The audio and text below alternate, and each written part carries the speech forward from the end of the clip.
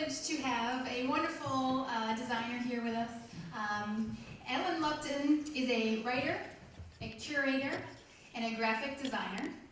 She's a director of graphic design, the MFA program at MICA, which is the Maryland Institute College of Art in Baltimore, where she flew from today, so thank you so much. She also serves as a director there for the Center of Design Thinking. She's a curator of contemporary design at the Cooper Hewitt in the National Design Museum, and she's been there since 1992. She has produced numerous exhibitions and books, including Mechanical Brides, Women and Machines from Home to Office, Mixing Messages, Graphic Design and Contemporary Culture, Letters from the Avant-Garde, and Skin, Surface, Substance, and Design. Her book, Thinking with Type, is used by students, designers, and educators worldwide, and is used by every student here at Newhouse in our Introduction to the Graphic Design course. Another of her books, DIY, which is Design It Yourself, she is co-authored with her graduate students at MICA and explains the design process to a general audience. DIY Kids, which is co-authored with Julia Upton, which is a design book for children illustrating with kids' arts. That happens to be her twin sister. And the Upton twins, their latest book is Design Your Life, The Pleasures and Perils of Everyday Things. Her other books include Graphic Design, The New Basics, and Indie Publishing, How to Design and Produce Your Own Book. She's the co-author with Abbott Miller of several books, including The Bathroom, The Kitchen, and the Aesthetics of Waste, Design Writing Research, and The Swarm. Upton is a 2007 recipient of the AIGA Gold Medal, one of the highest honors given to a graphic designer or design educator in the U.S. She has contributed to various publications, including Print, ID, and Metropolis. She's published essays and illustrations in the New York Times. She's a frequent lecturer across the world and the United States, and she will speak about design to anyone who will listen, which is why you're all here tonight, to be captivated and to be inspired by the experience and the wonderful opportunity to learn from someone the whole design industry smarter. Please welcome Ellen Upton.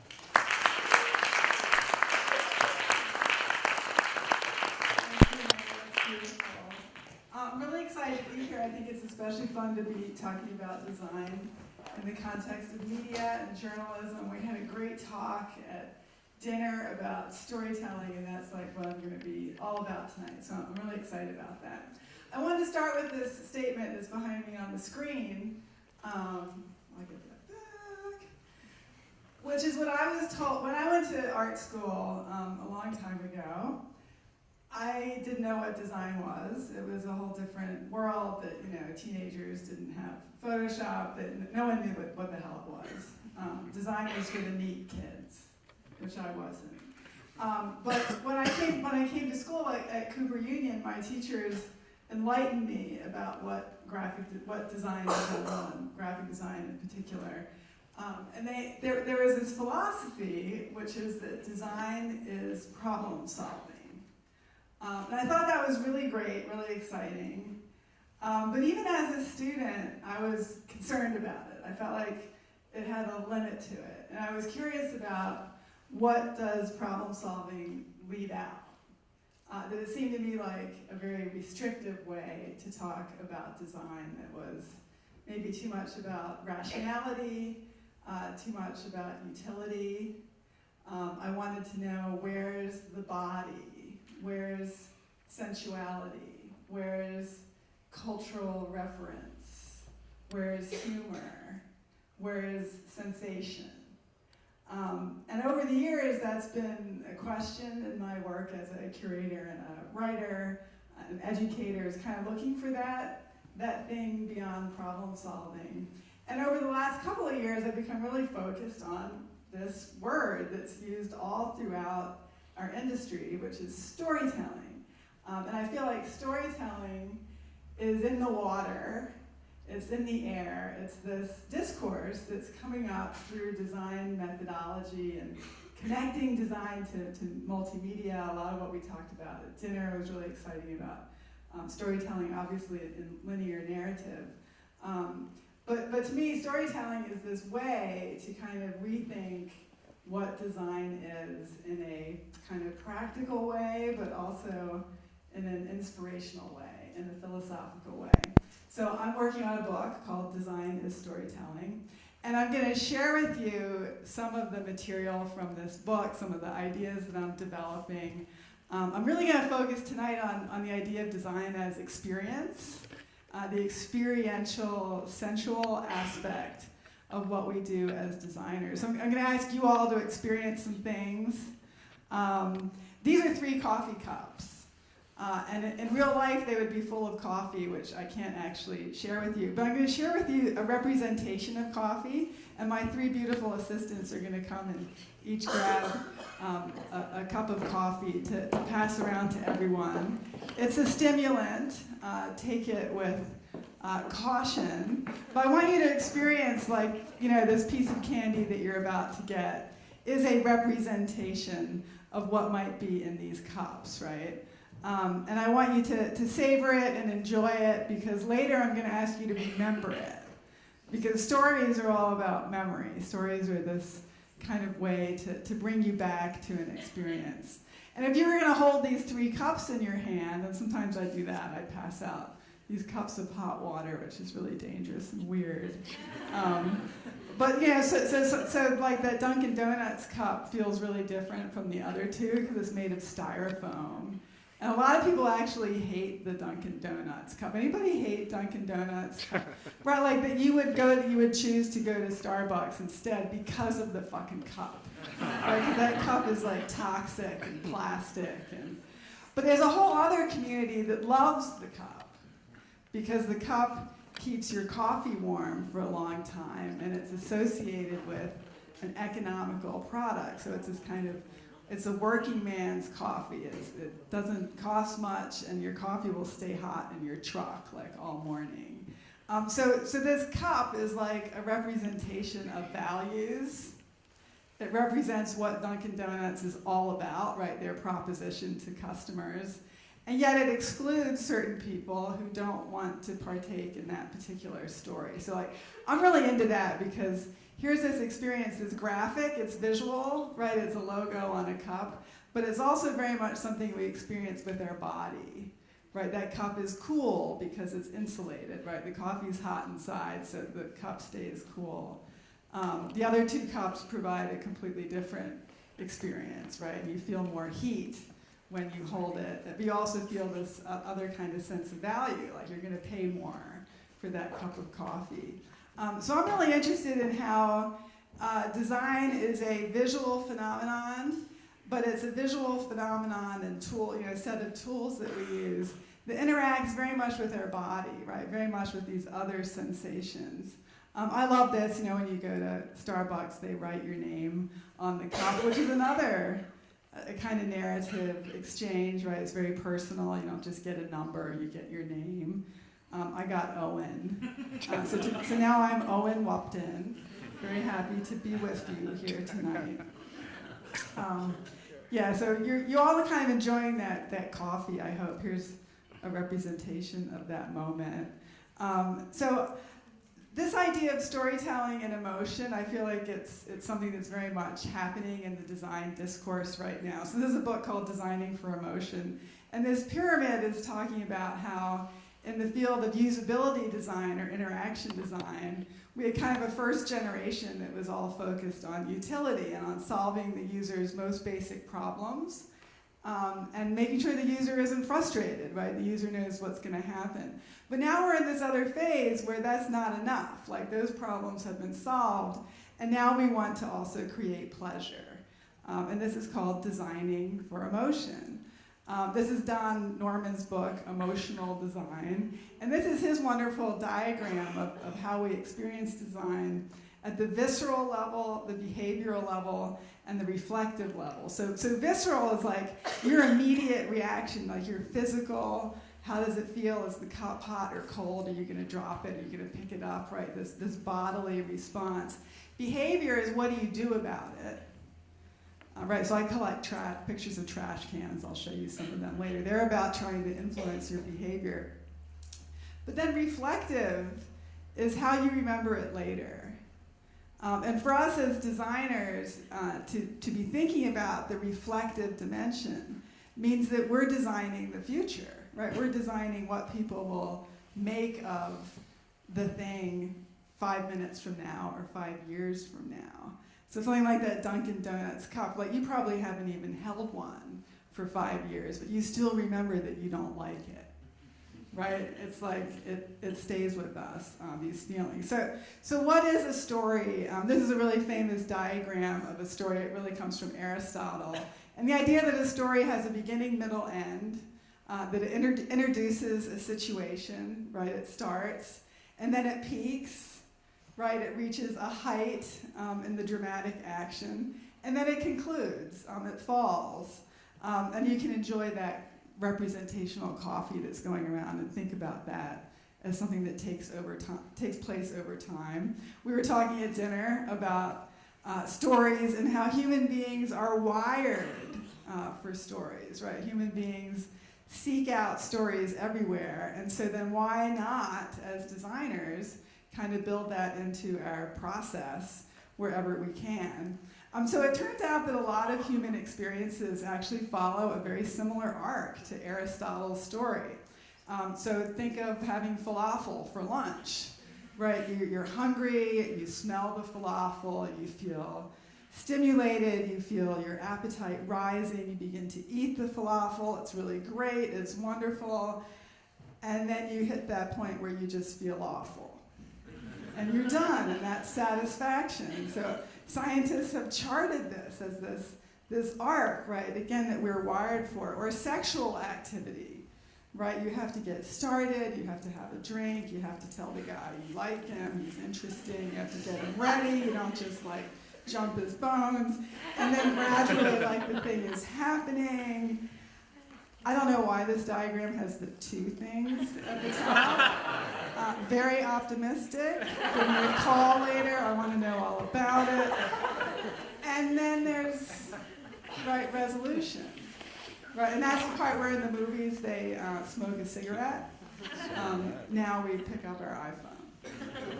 Right, but you need that whole arc, that whole experience. And then lots of other things like sound has this arc. So in sound, we talk about the sound envelope. And so that any beat of sound by a musical instrument or in a song has a shape. And so all of you who are doing video editing, of course, you're always looking at that sound wave and seeing how each word, right, has this kind of chunk to it, and that's like a good place to cut when you're editing video. So I'm going to play you just a little clip that shows a couple of different instruments. And each instrument makes a sound that has its own arc to it, that has its own beginning, middle, and end, right? It has its own, it reaches a peak with a certain degree of speed. It decays and sustains in a certain way. And that shape of this envelope is key to how sound is visualized, but how it works, right?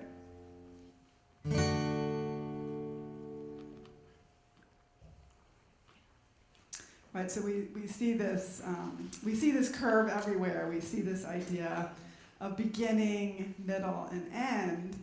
Of course, we see it in narrative, in movies and plays and narrative video. But what I'm really intrigued in is where you can find that kind of pattern in things that don't seem so narrative. Right, a lot of what we do in design maybe doesn't seem so obviously narrative. So think about interaction design. Think about throwing a folder away on your desktop, on your Mac.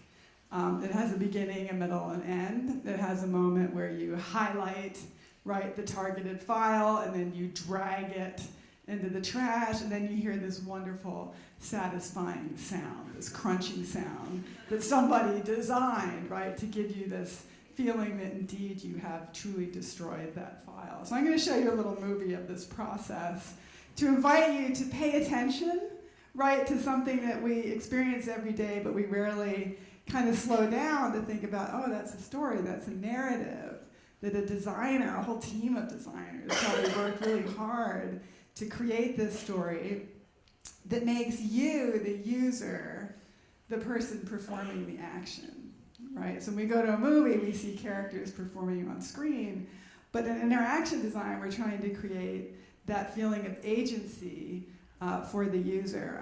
So you're gonna see it once in real time and then once slowed down so that you can really enjoy the subtlety of the animation and the sound design.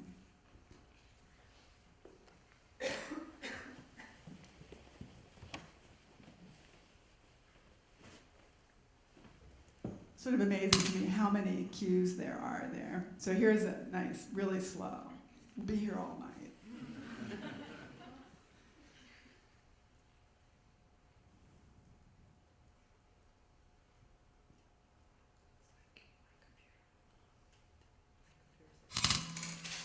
It's like a fucking symphony.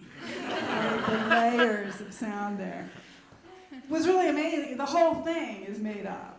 Right, you have not actually moved anything anywhere. You have changed the address on a folder, right, on a file extension. But the interaction design, the interface design, creates this animated story to give you that feeling that you have done something powerful, right? You have done something real and physical in the world. And we see this all the time in interaction design, right? That a website, these are the Amtrak and Southwest, two businesses that I make a lot of use of. So on Amtrak, when you go to choose how many people are in your party, there's this drop-down menu with this list and typography. Don't get me started, like repeating over and over again the same thing, and you're just choosing a number, whereas Southwest, when you go to plug in that number, you're hitting this little plus sign, you're actually making the number change. And the number is big, it's like this hero number. So here's a little video of that to show you a little bit how that feels like, right? So this is boring, like I'm not interested in doing this and all this repetition of numbers and, right, and now here, I feel like I am making something great happen. Right, this is really cool. And it's fun to kind of, can I break it? Like, how many tickets can I buy? This is fun, I could do this all day. Like, wow, and then there's sort of a limit to how many tickets you can buy. So these are little things that people don't stop and worry about, right? But we as designers, this is what we do, right? We make these decisions about how are we going to create this experience of agency for our user. How are we going to make a sense of drama happen? I'm going to show you a little, that's in the wrong place. Anyway, yeah, okay. So this is a famous graph by Kurt Vonnegut, who's my favorite all-time postmodern novelist.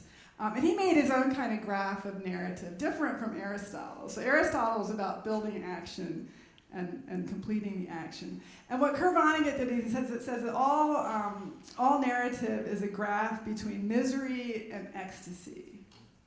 And you can take any story and chart it as a change in this emotional state of the characters between being basically happy and sad.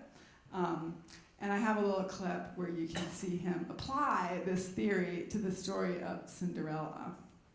We're going to start way down here. It was about 1970. Worse than that, who is so low? It's a little girl. What's happened? Her mother has died. Her father has remarried a vile-tempered, ugly woman with two nasty daughters, big daughters. You've heard it. See? Anyway, there's a party at the palace that night. She can't go. She has to help everybody else get ready. She has to stay home. Now, does she sink lower? No. She's a staunch little girl, and she has had the maximum whack from fate, which is the loss of her mother. She can't go any lower than that. Okay, so the fairy godmother comes. Gives her shoes, gives her stocking, gives her mascara. Gives her means of transportation. Goes to the party. Dances with the prince, has a swell time. Boring, boring, boring, boring, boring, boring, boring. Now there's a slight inclination to that line as I've drawn it because it takes perhaps 20 seconds, 30 seconds for a grandfather clock to strike 12. Does she wind up at the same level? Of course not. She will remember that dance for the rest of her life. Now, she poops along on this level till the prince comes, the shoe fits. She achieves off-scale happiness. So that's a graph of the energy, right? The emotional energy in a narrative. And in real life, you know, we kind of are basically in the middle. That's why we have stories, right? Stories that amplify that sense of excitement, right? That emotional up and down. Maybe that's why we have design, right? To create wonderful experiences. If you've ever experienced depression or lived with people who experience it, it's not just about being sad, it's about flatness. It's about not having that sense of up and down, not having that experience of moving up and down. Not having conflict that's meaningful. This is from Ken Harper from dinner, right? So we kind of so part of what stories do for us is create, right, patterns of high and low energy, conflict, questions that make us curious, logos that we have to put together in our mind and, you know, put two things together, problems that we have to solve. That's conflict, right? And we crave that in everything from sex to branding, right? We want that sense of suspense, right? Will it happen? When will it happen? What will the answer be? This is a beautiful diagram by some experienced designers who apply this idea of the emotional graph to coming up with a Google app for Uber.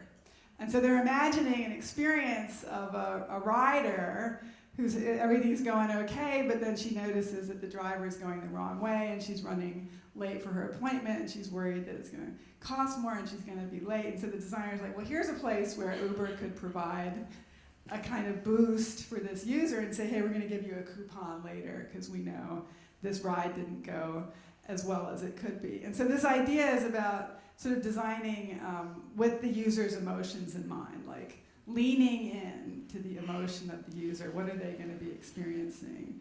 So I'm going to apply that to a little customer experience idea. So if there's sort of Kurt Vonnegut's graph of Cinderella. So let's imagine Cinderella rating her experience.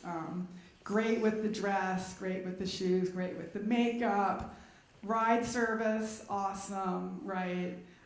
Really great. But then something's happening at midnight. We got a problem here. It's 11:59, right? I gotta get in the thing. I lost my shoe on the way, right? Big bummer.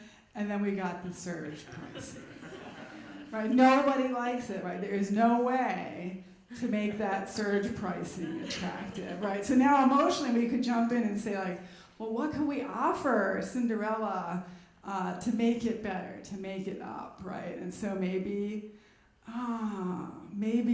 the shoe, she lost her shoe. Maybe we can have some really amazing lost and found service where the guy actually comes and finds her and gives her the shoe back and she doesn't have to call customer service or anything.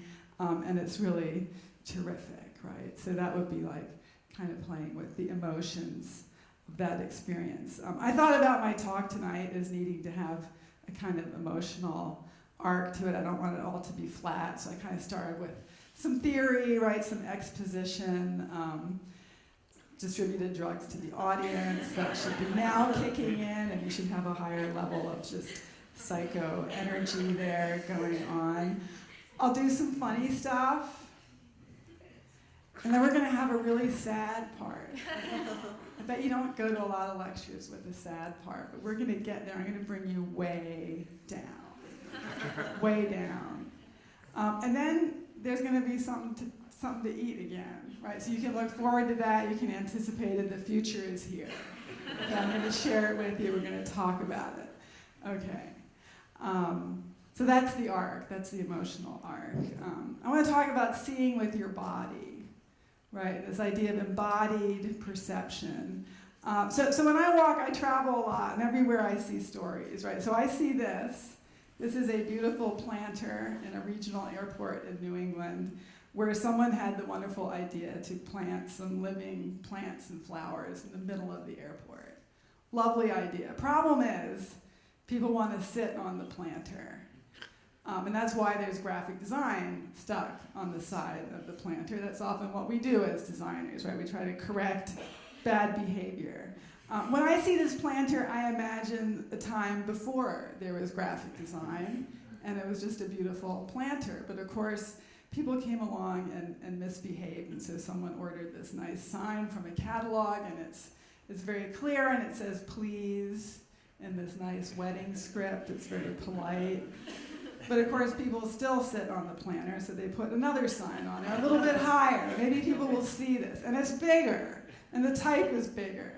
So maybe this will work, and I guarantee you it doesn't work, and the next time I go there, maybe it's more definitive language.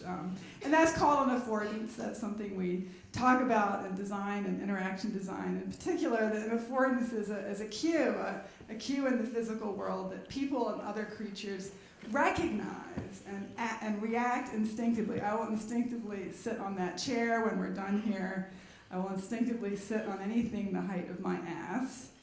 A squirrel will see this tree and will instinctively know that that's a great place to build a nest. They don't have to go to Syracuse University to learn that. They just know it. It's this instinct. I collect trash can pictures. I shot some in town today. I'm very glad. It makes my whole trip worthwhile. I'm really interested in how trash cans now have become this kind of semiotic system that uses color and shape and graphics and language to try to tell people where the hell to put their trash.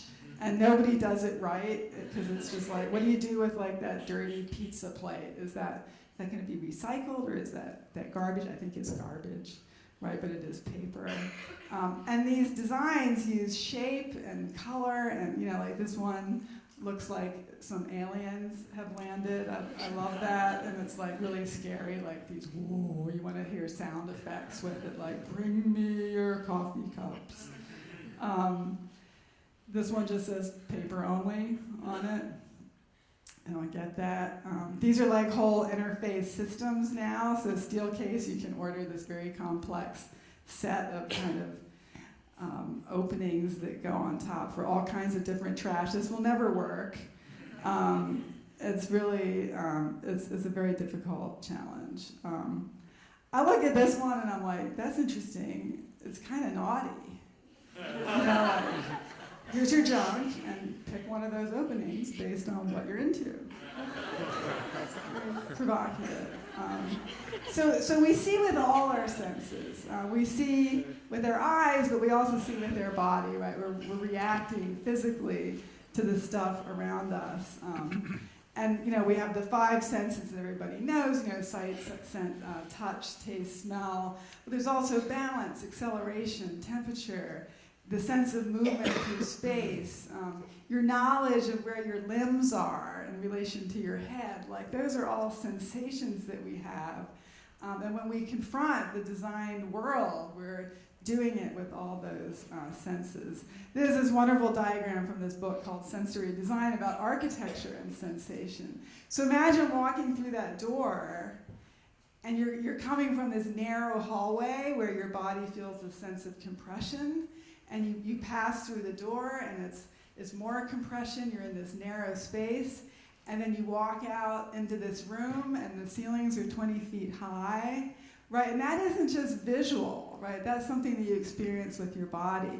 So we started to think about architecture as just a bunch of rectangles, right? It's not. It's these openings, these spaces that compress and expand and that they have a sound, right? They have their own sound and temperature and tactility to them as well. And every object we interact with, we're interacting simultaneously with multiple senses. Every material makes a sound. Materials have temperature. It's not just what they look like. And when we talk about the different senses, we're often mixing vocabulary from one to describe the other. So when we talk about sound, right, which is this experience, right, that's hard to describe, people, even professional musicians, will use language that comes from tactility or from the visual realm, warm, dark, bright, wide, flat, right? Those are ways that we talk about sound. So timbre is the unique kind of signature of a given sound. We're going to show you a little clip that the composer Michelle Qureshi created for me, where she took one little musical phrase that she wrote, and then she's filtered it electronically to create these different timbres, right? And each filter has a name, and the names themselves suggest kind of different spaces, different textures, and so you have the same musical phrase, but if you listen, maybe shut your eyes for some of it, you'll hear yourself being in a different place, right? That the sound brings this different place with it.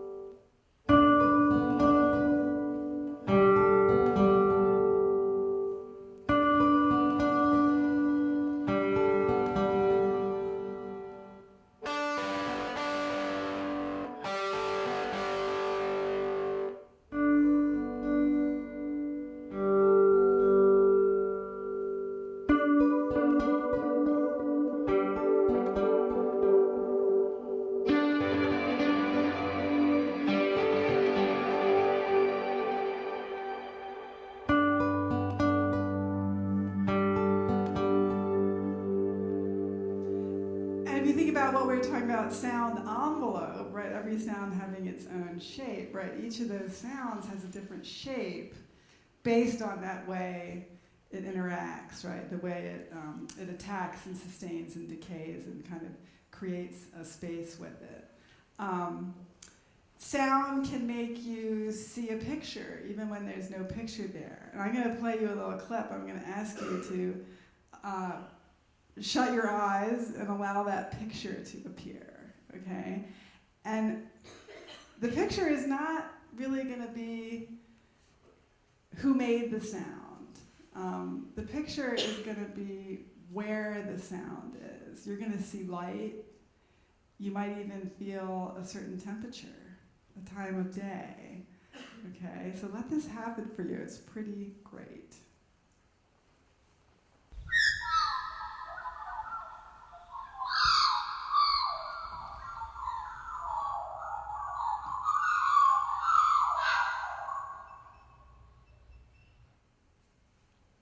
Not your backyard, right? Hot, humid, a jungle, right? Light filtering through the trees. Were you there? Right, and that sound, even though it's a sound you don't know, it's not really familiar, right? It's not a siren or something, but that sound, it's so powerful, and it enables us to create this image, right, spontaneously. So I'm going to show you a beautiful visualization of those same sounds. This is by Andy Thomas, who's a digital artist. And he's taken these archival bird sounds from Australia and created these digital visualizations of them that take features of that sound envelope, right, that attack, sustain, decay, right, the shape of sound, and translated them into these beautiful, abstract birds that are making that sound.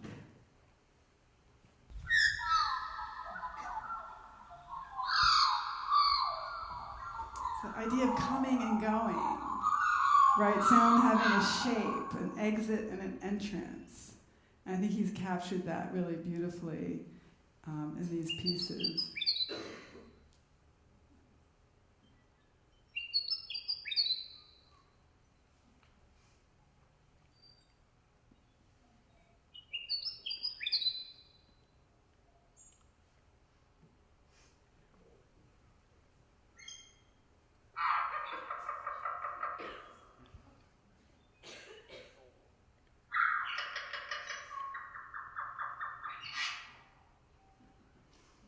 Who's laughing?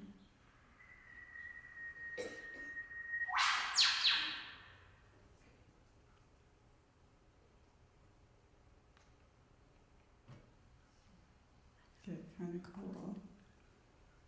Voices in the forest, right? It's not just a thing that we see. I live in a beautiful wooded area. In the summer, the birds are crazy. I never see them, I just hear them, right? It's such a cool thing.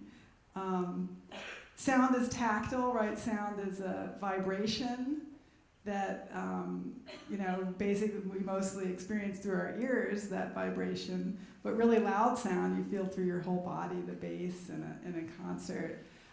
These are tactile speakers that translate the sound signal into vibration in these styrofoam walls. My son said this in third grade. He was working on a little stick figure animation in Flash. And I was like, oh, can I see your animation? These little guys like fighting. And he says, no, wait, it looks better with sound. Right, which is so true, right? When you add the sound, it completely changed here.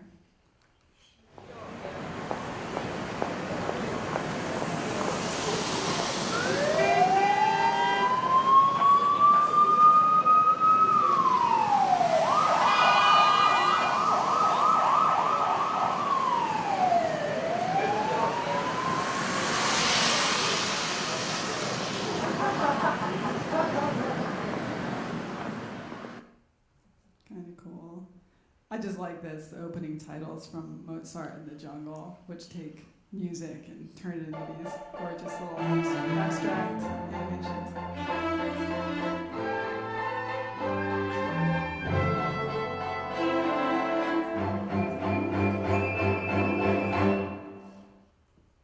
Sweet, right? Materials have sound, right? Every material has its own unique sound. These are two artists that teach at MICA in interactive media.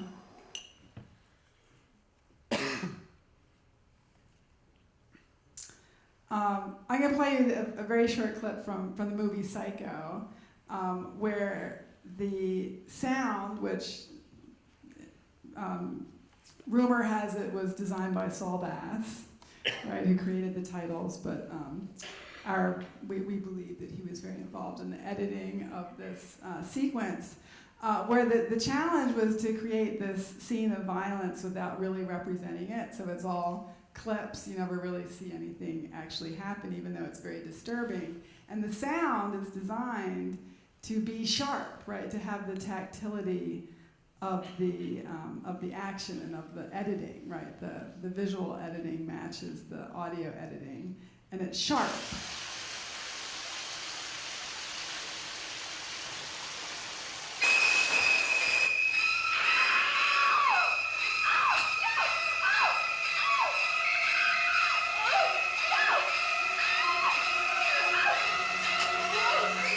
That's enough. I get too upset. Sound has taste, right? So this may be harder for you to buy. Okay, does sound taste like anything? Yeah, it does. So these scientists, a musicologist and psychologist and neuroscientist, did some research where they asked jazz musicians to create these short improvisations in response to the words for basic tastes, like sour, salty, bitter, sweet. And then they analyzed all the results and found these really strong patterns of correlation, that certain features of the music were repeatedly coming up as related to those taste sounds. So sour was high in pitch, short in duration, very high level of dissonance. Bitter was very low in pitch, very low articulation between the notes, right? So not this kind of staccato separation of the notes, but this kind of softness. We're thinking again about decay, right? How sounds have this way of appearing. So I'm going to play you the clips and see if you can taste the sound. Sour.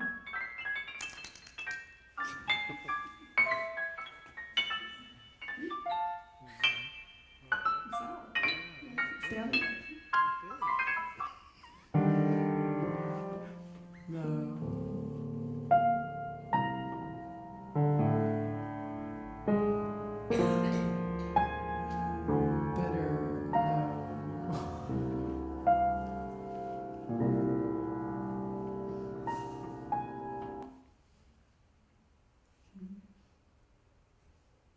So I want you to remember the coffee that you ate, right? That was bitter and sweet, right? A little bit of bitter, but with this, right, this arc to it, right? It started out sweet, and then it hit you bitter, right? Because it's bitter inside.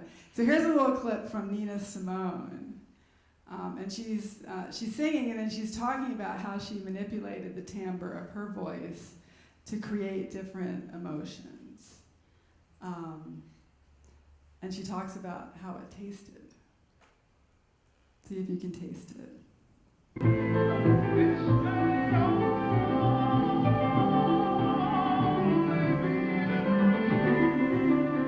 What I was interested in was conveying an emotional message, which means using everything you've got inside you sometimes to barely make a note, or if you have to strain to sing, you sing. So sometimes I sound like gravel, and sometimes I sound like coffee and cream.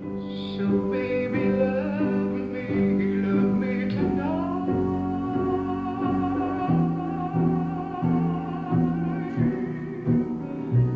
Tomorrow's mine for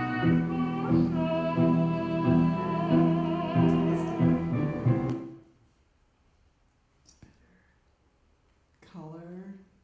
Sound has color. I'm not going to go into that. Okay, this is from Star Wars. So when the first Star Wars movie was made, David Prowse is a Scottish actor, and he was hired to be Darth Vader. But after the movie was shot, the director didn't like the voice, and he wanted a darker voice. So he hired James Earl Jones to become the voice, the signature voice, the most famous voice in the movie, was added after the movie was shot. And he wanted a darker voice. So here's a little clip where you'll be able to hear David Prowse, which is terrible. It's just so if you're at all interested in Star Wars, it will just feel like a total violation of your being. I don't even like Star Wars that much. And you'll hear James Earl Jones talking about it and his voice, which is dark. So again, this idea of timbre, he'll talk about timbre and the need for this dark sound. George had hired David Prowse, but he said he wanted a so-called darker voice, and not in terms of ethnic, but in terms of timbre. And the rumor is that he thought of Orson Welles, and then probably thought that Orson might be too recognizable. So what he ends up is picking a voice that was born in Mississippi, raised in Michigan, and was a stutterer. And that happened to be my voice. I want to know what happened to the plans they sent you. I don't know what you're talking about. I'm a member of the Imperial Senate on a diplomatic mission to Alderaan. You are part of the Rebel Alliance and a traitor. Take her away. Lord Vader, this is an unexpected pleasure. We're honored by your presence. You may dispense with the pleasantries, Commander. I'm here to put you back on schedule. I assure you, Lord Vader, my men are working as fast as they can. Perhaps I can find new ways to motivate them. Dark. And here's Nina Simone again, very short clip, and here she's singing her amazing song, Black is the Color, in 1969. And when she says the word black, when she sings black, she's giving it this beauty, but also this sense of sadness or even bitterness, right? This sense of oppression associated with the word. And so she brings this kind of amazing darkness and beauty to the word black. So hear that.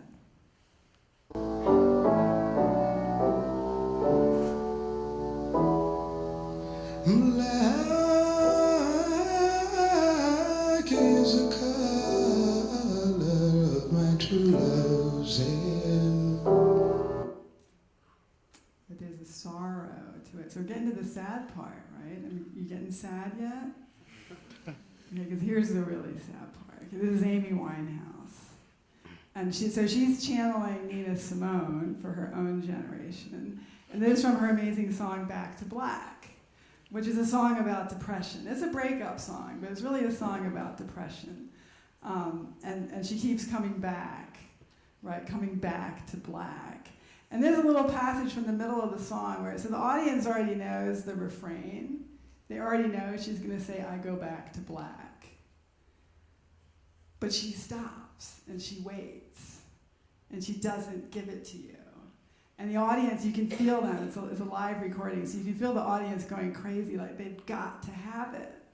Right, so the sense of delay, right, narrative as delay and sexuality as delay. Right?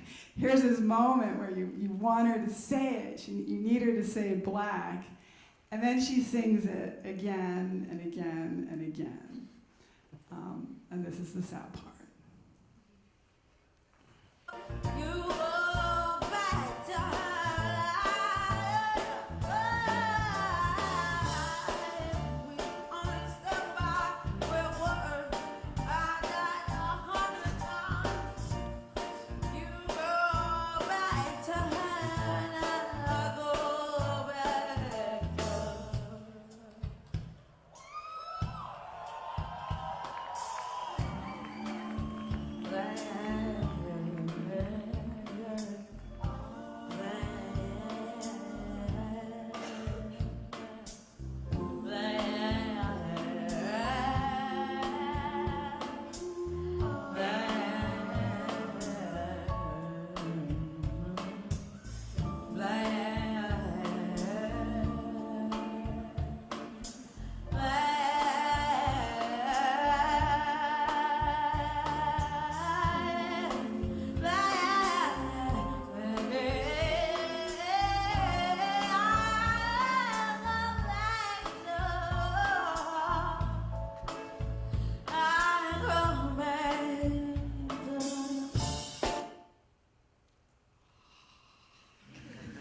Now we get the jelly beans. Everything will be all right.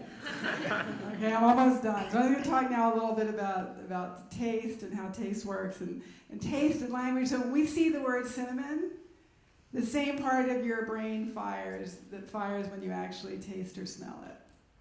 Right? That's because we're used to these two things together, and our brain builds a network that connects them. And if the color's right, it's even better. Right? And so designers use color and language together to create these sensory experiences, right? To heighten, not just the visual sense, but our whole sense of anticipation, right? And if the color's right, it's great. If it's wrong, it kind of takes away, right? And it's not so satisfying, doesn't really work. If I had a bunch of ginger, I would pass it out and let you share it and sort of experience this, right, the narrative arc of tasting that.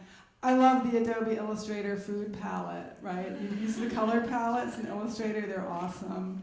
They all taste great, right? And they're all based on, and the language helps, right? The language helps you to get in the mood for that martini or that lemonade. And if you change the language, it might give you a different point of view. And so as designers, we're writing all the time, right? But we're writing with the visual and the verbal together, right? And to create these bodily reactions. This is Nespresso coffee, right? All the coffee tastes the same. I have bought every single pod. They all taste the same to me.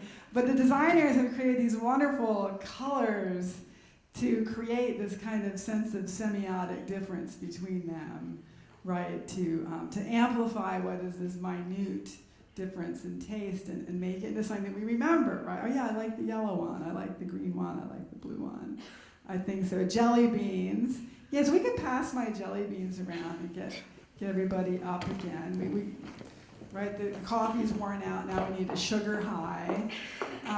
You can take a couple, but save one, because I want to do a little experiment with it when everybody has a jelly bean. So jelly beans, of course, are a representation, right? They're not real. They use color. Often you can't tell what flavor a jelly bean is if you can't see what color it is. That is the Illustrator jelly bean palette. Now I have brought you very high-class jelly beans. These are no garden variety jelly beans. So they have more flavor to them, but they're obscure, right? They have obscure colors, and some of them are like guava and jackfruit and all kinds of stuff. I don't even know what that tastes like. And you know they're high-class because they're small. Right, because small things are more valuable. So I got you very valuable jelly beans to enjoy. And the experience of them, right, the color and the taste are completely wrapped up together.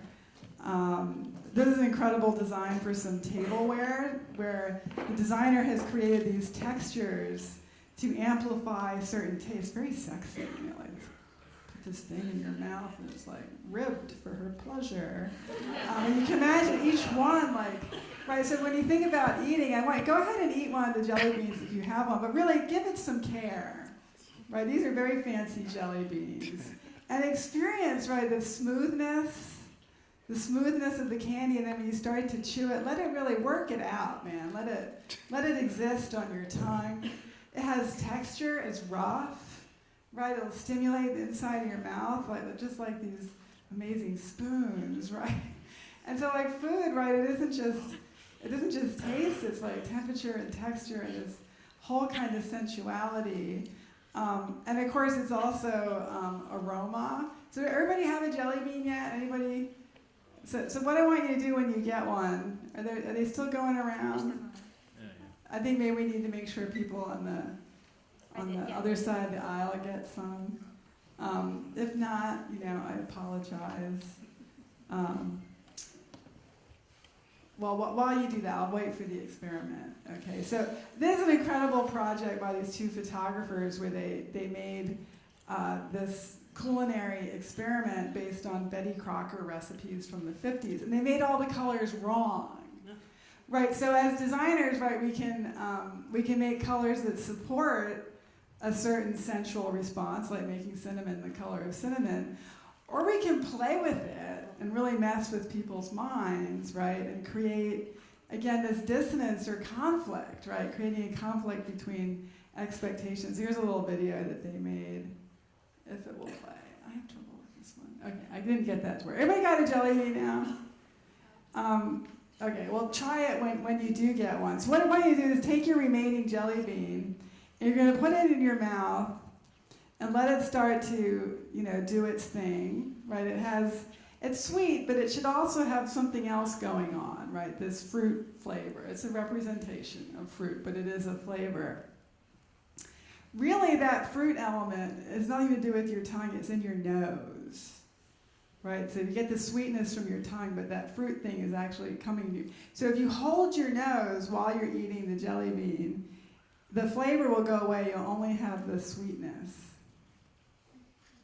And then when you let your nose open again, you'll feel it flood back. It's kind of cool. Everybody get it?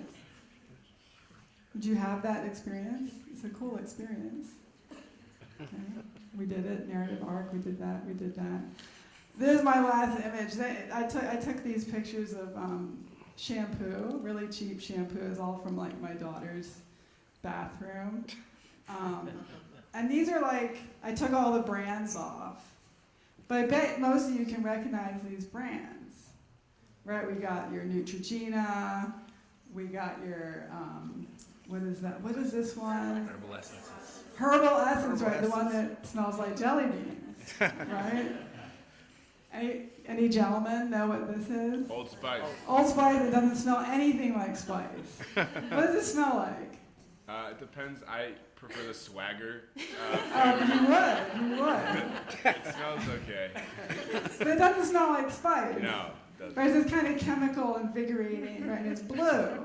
Right, it's the color of that stripe. So even though the bottle's red, the shampoo is blue. My daughter uses that too. She uses it. The whole generation, very familiar with all this stuff, whatever it is. And I don't know what the hell this is, but it comes from Whole Foods, right? It smells like plants, right? Really intense. So I put this up here because this is like branding, right? I took off all the language. There's no logos, but the shape of the bottle, the way color is used, right? Neutrogena is clean. Right, so it's in this transparent bottle, and the lettering all looks like it's a pharmaceutical product. The branding, right, we can look at these bottles, and many of you know what it smells like inside, because it's such a powerful branding element. So that's my last little thing to leave you with. And I'll end on this lovely quote from one of your professors, Ken Harper. Narrative is so cool. And it's a way to create methodologies for your work, right? Asking where's the energy, where will it peak, where will it fall, where will my user experience conflict, where will I satisfy that conflict, where can I give them a puzzle, how will they solve it? And it's a way to disseminate information that's human, because humans are wired for story, like Claudia said, wired for story. That's it. Thank you very much.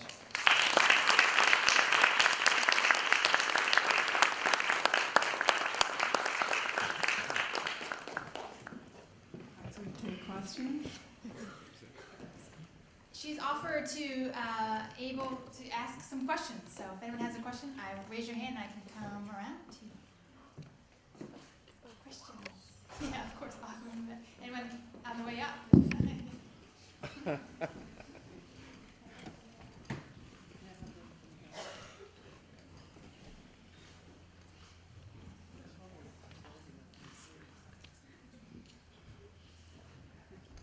Hello, Ms. Upton. It's an honor to hear from you. My name is Shona, and I'm a junior PR major, and I'm taking a graphics class. And yeah, the book you wrote was our textbook. So I was just curious to know, what are your thoughts on the past 5 to 10 years, especially with web and design being accelerated so much with digital? I wanted to hear your thoughts on that. And yeah, that's my question.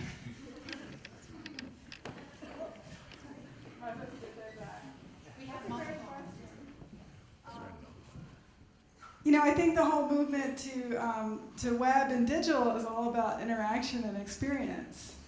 And we no longer can say that designers only create an object, right? That everything we create is experienced over time. Even a poster, right? Even a flat poster is something that the eye experiences over time.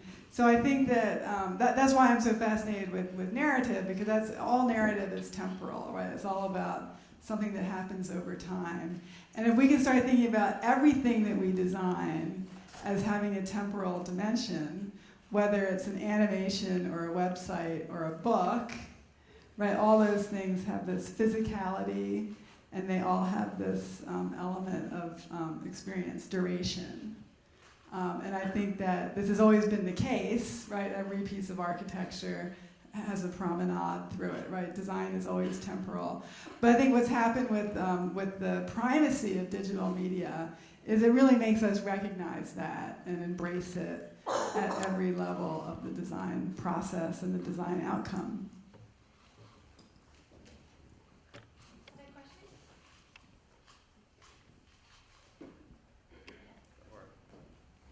I'm pretty close. Old Spice has a question. Gotta hear the mic. Swagger. Never live it down. I had a question about the pyramid you showed us. So you said Yeah. we're kind of we passed the designing for function and usability, and now we're at pleasure. What happens when we, I guess in your opinion, when we achieve pleasure? What happens after that? Then you get out your iPhone. True. Yeah, maybe they're going to add something else. How about the planet? Right?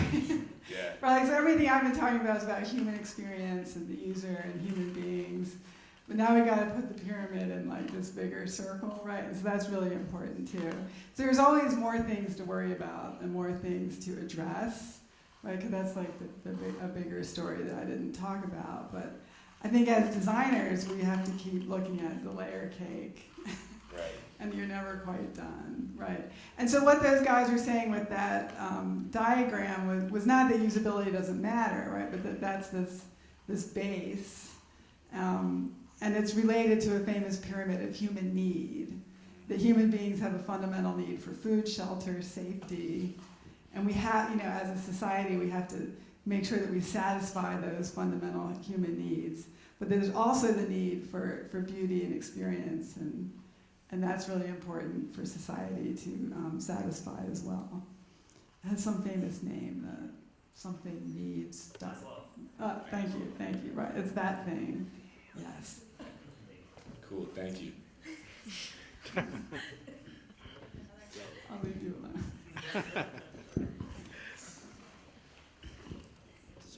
Jeff. More of a Neutrogena guy.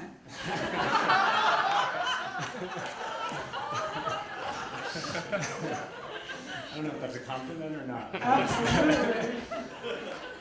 But as we know, I'm friendly with all the Newhouse crew here because of the visual storytelling and my background in publishing and journalism. And I kind of loved how you started where the design wasn't just problem solving, because I kind of questioned that myself, right? Kind of working. I mean, editorial design. Right. I wasn't so solving clearly the that does problem not. It just doesn't way. answer it, right? And so somehow, was that not as valid or different as graphic design? But I was curious to you talking about when you were in school and all of this was new in some way. Like, how did that play out in classes or projects? And did all this great work in research, but what was that like figuring that out? Oh, like I had this really great friend, Abbott Miller, who I went to college with, and when we were the people who read it and provide some of the content on scene through social media, are they telling the story, and then what's the intersection of all that? Well, I mean, I think, in the olden days, journalism was all about, right, the newspaper telling people what to read. And now, people are curating their own news and choosing what they want to read and sharing it and making their own kind of narrative by how they share it. And then, of course, saying all the stupidest stuff in the world on Twitter, like all the Trump people, just making stuff up, and that becomes like, this really other scary kind of news, right? And then these knowledge communities emerge where people just believe what each other say. So we're fucked, basically.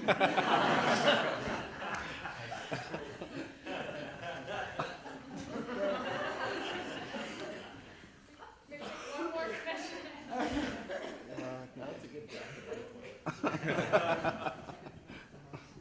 Hi, Miss Lupton. Hi. My question is about, it may not seem related, but we were just talking about narratives, and as a twin myself, I'm interested in your narrative on how working on those books with your sister, what that experience was like as opposed to writing your own content. What that was like, really, just, yeah. Oh, I highly recommend it. Do you have an identical twin? Yeah. Okay, that's the only kind that because so basically she's the same as you. But the thing is people evolve in different directions. So my sister is a world-renowned Shakespeare expert. Right, so that couldn't be farther than what I am. And yet, at a certain point you get bored with Shakespeare and it's like you want to learn Photoshop. So I teach the girl Photoshop and Dreamweaver and InDesign, and she's unstoppable. This is the amateur threat, right? This is the DIY reality. So people ask me, like, why did I write a book about DIY? I live that every day, right? Because I created this English professor who has this weird amateur design practice on the side, and she's kind of gotten kind of good, And then the writing is she writes like an English professor, so I have to dumb everything down. You got to make shorter sentences and shorter words and fewer clauses, and then she teaches me stuff. Everything I learned about critical theory back when I was in college, nobody was telling us that in design school. It was all problem solving. But she was saying, here, check out this Jacques Derrida, check out this Michel Foucault, and I'm like, oh, my head's gonna explode. And so those things go together, and it's really fun. So I hope you and your sister bring different talents to the table, and that you can educate each other. Because that's where the magic comes, right? These two things coming together. Awesome, thank you. Have fun. So is that it? Well, I had so much fun here. I love this room and the crowd, and it's really, really awesome. Thank you for inviting me.